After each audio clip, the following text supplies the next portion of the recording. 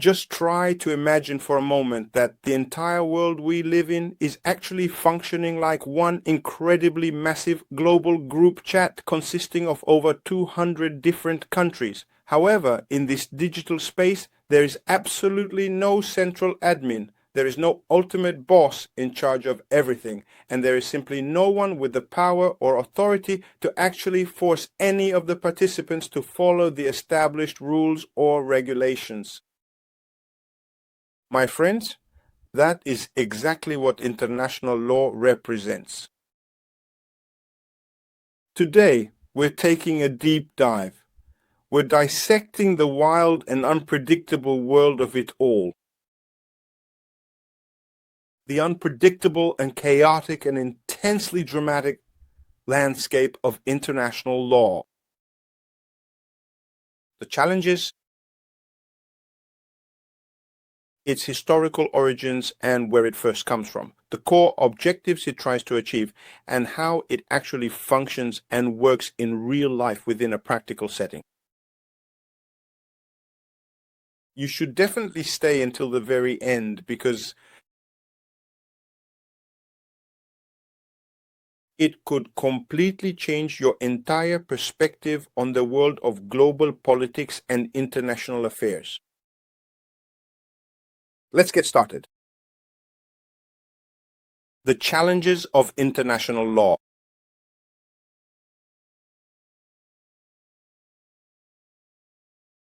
Here is the major problem.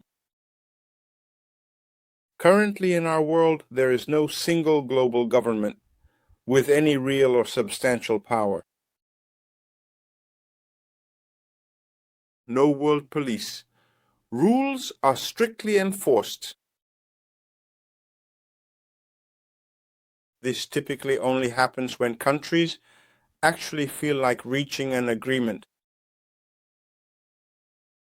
Every single nation and every country shouts about their own sovereignty. This is my country, and it belongs to us. Get out of here. Powerful countries, powerful, influential nations often operate according to their own rules. They really twist your arm. They ignore. The permanent members often use their individual veto power or choose to act unilaterally to protect their interests on the global stage. As soon as it suits them, the existing international rules are often incredibly vague and open to interpretation, so every country ends up interpreting them however they want. And this creates a difficult situation for the smaller countries that simply cannot resist. Many people frequently claim that the entire social and economic system is rigged against their own success.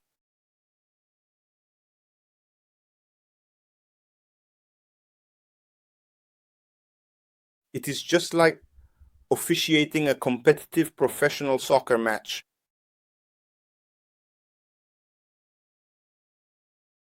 So it is essentially like trying to referee a soccer match where the players are considerably larger than you. Or in this situation, some key players have a total veto over your important decisions, and more than half of the entire team can simply choose to leave the field at any time. The very moment they disagree with the referee's call. It's complete and utter madness, but remarkably enough, it still somehow manages to work. Well, so where does this international law come from? Coming in at number one, treaties and conventions. Large-scale official formal agreements. The Geneva Conventions, which are international treaties that say, hey, You must not act like monsters during war, even in the heat of battle. Customary law. There are certain traditions and practices that countries have been doing for so long that everyone has come to accept and embrace them now as a standard of life by default. Then there are formal judicial court decisions and rulings, non-binding advisory opinions, established international protocols, informal agreements and understandings, and even symbolic G20 handshakes and diplomatic gestures.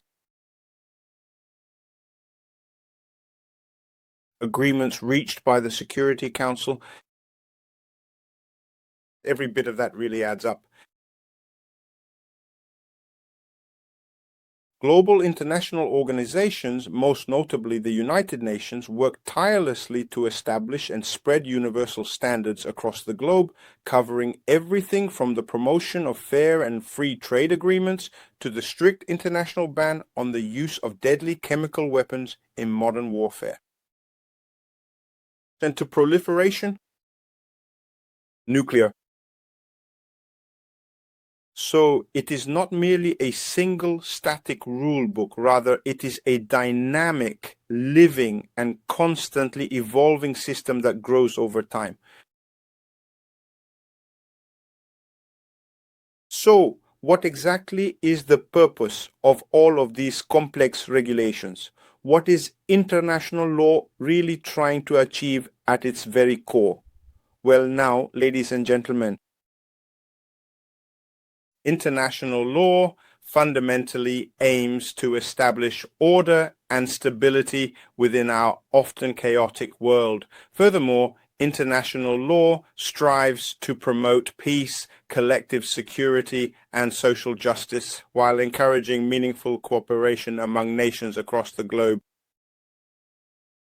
The framework of international law safeguards fundamental human rights.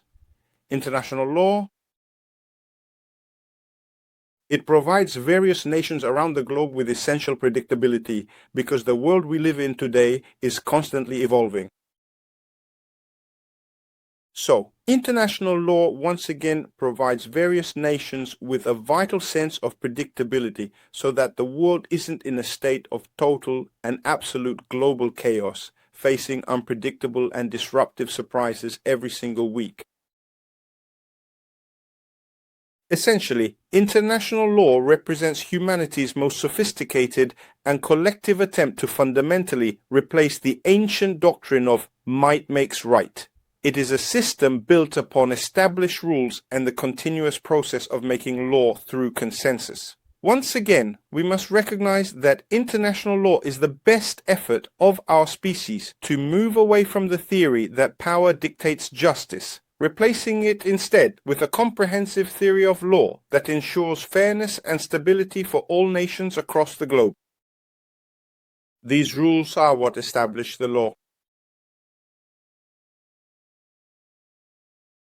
Whether we are talking about complex international trade agreements, urgent global climate action, or the critical task of fighting pandemics across the globe, none of these vital efforts can truly succeed without a foundation of universally shared rules and mutual cooperation.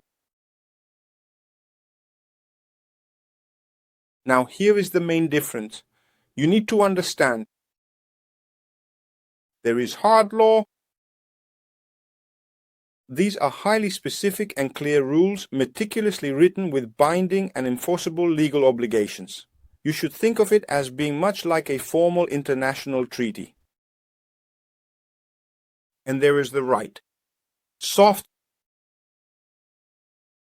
It is more flexible and adaptable, being based on a set of shared values, standards, and clear mutual expectations that can evolve and grow over time.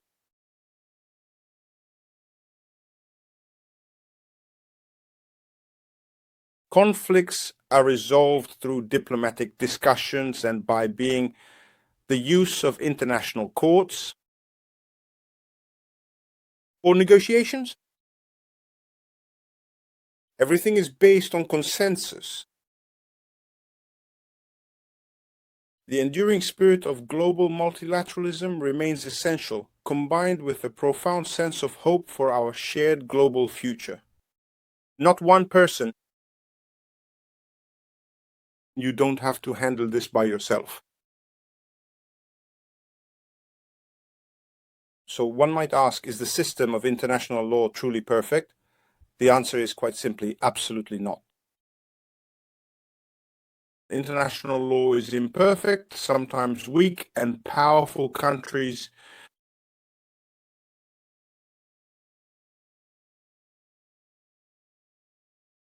violate it again and repeatedly again. This is precisely the reason why we currently have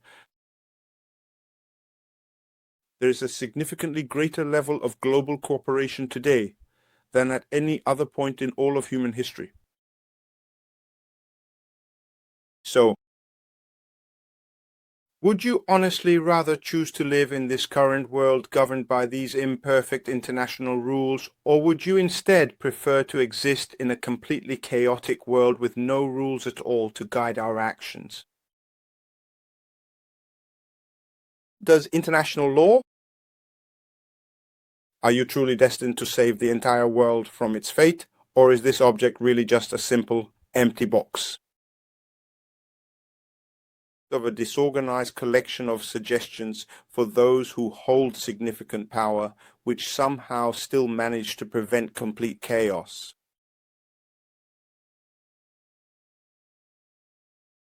If you enjoyed this video here,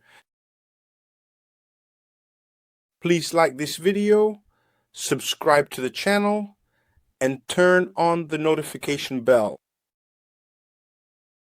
We are going to continue our journey, and we will keep moving forward with other topics that will broaden your horizons and truly open your eyes to the world around us.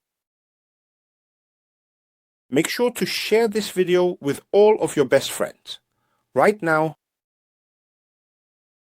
this is for your friends who have a deep passion for the world of geopolitics, or those who simply want to impress others and shine at parties and social events. Thank you so much for watching. Hope you liked it. Thanks for watching. I will see you in the next video, and until then, I hope you always stay curious.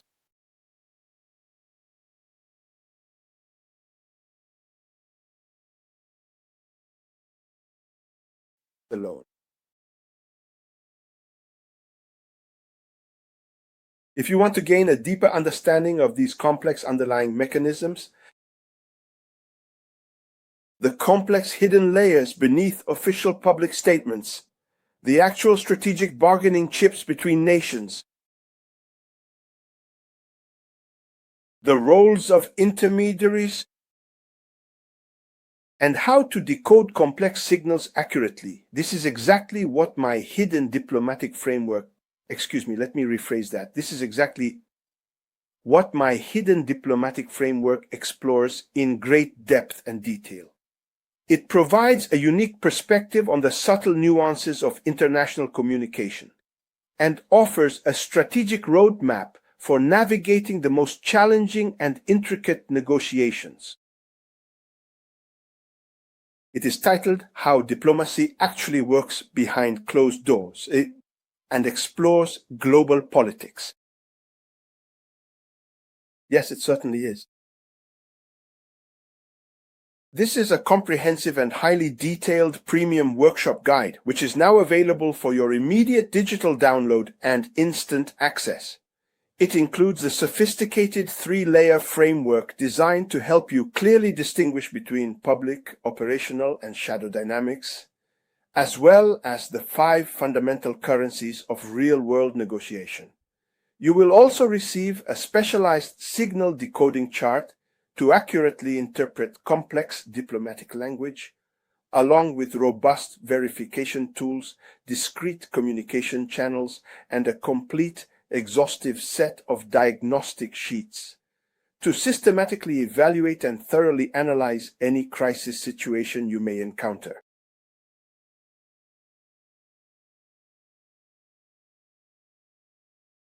By mastering these tools and world events, you uncover hidden patterns that most other people do not see. This is available for you right now by clicking the direct link which you can find located down in the description below.